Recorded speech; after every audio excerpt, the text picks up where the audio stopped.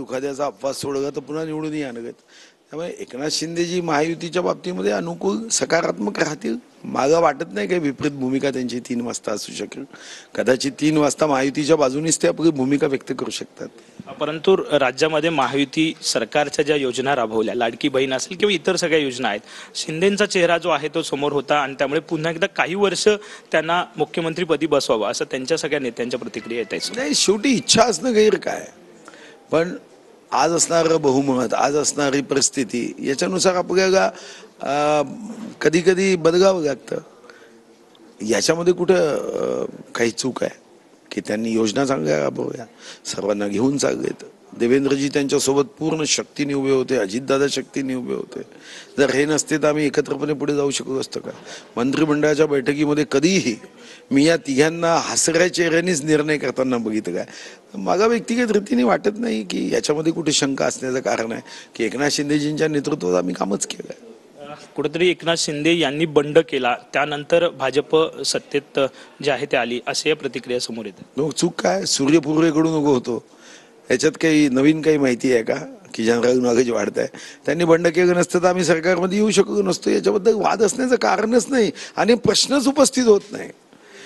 ते विभीषण झालेत आणि त्यांनी जे काही खुर्चीचं प्रेम होतं ते नष्ट केलं. कुठेतरी कार्यकर्त्यांचा दबाव सुद्धा त्यांच्यावरती वाढताना पाहायला मिळतो. अनेक कार्यकर्ते म्हणतात की आपला सीएम झाला पाहिजे. तर काय वाटतं आता जी पत्रकार परिषद घेत आहेत त्यावरती काय निर्णय घेऊ? पत्रकार परिषद घेत आहेत त्याचा अर्थच असा आहे की कार्यकर्त्यांना समजवण्यासाठी ते घेत असावेत. ज्या पद्धतीने मॅन्डेट आलेला आहे, भाजपला चांगले यश मिळाले, त्यामुळे भाजपचा यावेळी मुख्यमंत्री बसणार. नैसर्गिक न्याय तत्वानुसार निर्णय तर माननीय मोदीजी अमितभाई करतात. साधारणतः जागा जास्त आहे म्हणून स्वाभाविकपणे कार्यकर्त्यांना वाटतं की आमच्या जागा जास्त आहे तर भाजपचंच बनलं पाहिजे. पण अजून नेता जो आहे तो निवड प्रक्रिया ती झालेली नाही आहे. निरीक्षक जे आहेत ते राज्यात आले नाहीत, त्यामुळे विलंब झालेला पाहायला मिळतो. त्यामुळे तर्कवितर्क अनेक गोष्टींच्या समोर येताना जेव्हा आमचं सरकार आजही आहे त्यामुळे उशीर जागा असं म्हणणं योग्य नाही. साधारणतः घाई कुठे केल्या जाते? जिथं दुसऱ्याचं सरकार अगोदर असतं आणि निवडून येणारं सरकार दुसरं असतं, जसं आपण तेलंगणात पाहिलं. पण जिथं सरकार आमचंच आहे तर आम्हाला घाई असण्याचं कारण काय? आम्ही तो निर्णय आजही घेऊ शकतोय.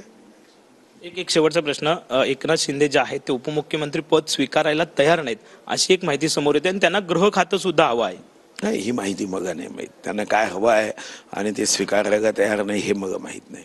पण मी एवढं सांगू शकतो की त्यांच्या नेतृत्वात आम्ही महाराष्ट्राच्या प्रगतीसाठी सर्वांनी काम केलं. एक चांगलं व्यक्तिमत्व आहे, संयमी सुस्वभावी आहे, याबद्दल दुमत असण्याचं कारण नाही.